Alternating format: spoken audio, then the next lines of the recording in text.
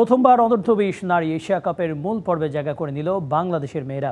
Asian cup বাছাইয়ে নিজেদের শেষ ম্যাচে শক্তিশালী দক্ষিণ কোরিয়ার কাছে 6-1 গোলে হারার পরও শেষ হাসি হাসল বাংলাদেশি।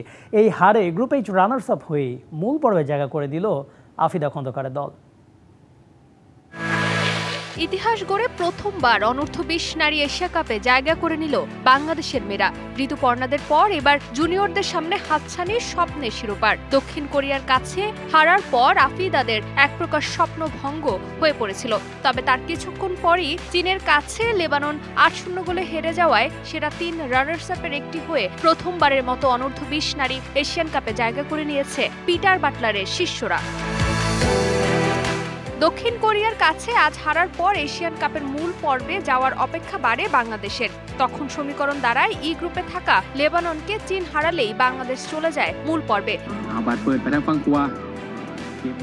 টানা 2 ম্যাচে জয়ের পর এক প্রকার উঠছিল বাংলাদেশ অনূর্ধ্ব-20 নারী দল, যে কারণে নারী উইংয়ের চেয়ারম্যান মাহফুজা আক্তার কিরণও দক্ষিণ কোরিয়ার বিপক্ষে জয় পাবে বাংলাদেশের মেয়েরা বলে মনে করেছিলেন। আত্মবিশ্বাসী ছিল নারীরাও। তবে এদিন যেন বাংলাদেশের মেয়েদের নিয়ে দক্ষিণ কোরিয়ার মেয়েরা রীতিমতো ছেলে খেলা করে।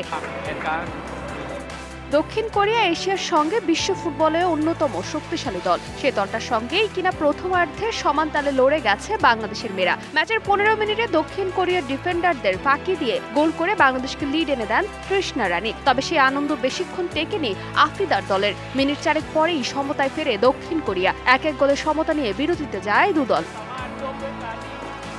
দ্বিতীয়ার্ধে যেন বাংলাদেশের মেয়েদের নিয়ে একরকম ছেলে খেলা করে দক্ষিণ কোরিয়ার মেয়েরা। সেকেন্ড হাফে আফিদাদের কোনো সুযোগ দেয়নি দক্ষিণ কোরিয়া। দ্বিতীয়ার্ধে 3য় মিনিটে গোল হজম করে পিছিয়ে পড়ে বাংলাদেশ। কোরিয়া ক্রমে ব্যবধান বড় করে। 61 মিনিটে ব্যবধান 3-1 করে দক্ষিণ কোরিয়া।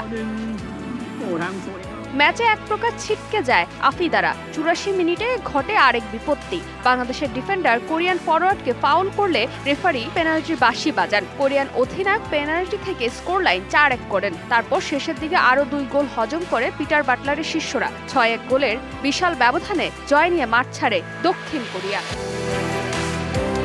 ফারজানা জাহান প্রিয়া, ডিবিসি নিউজ।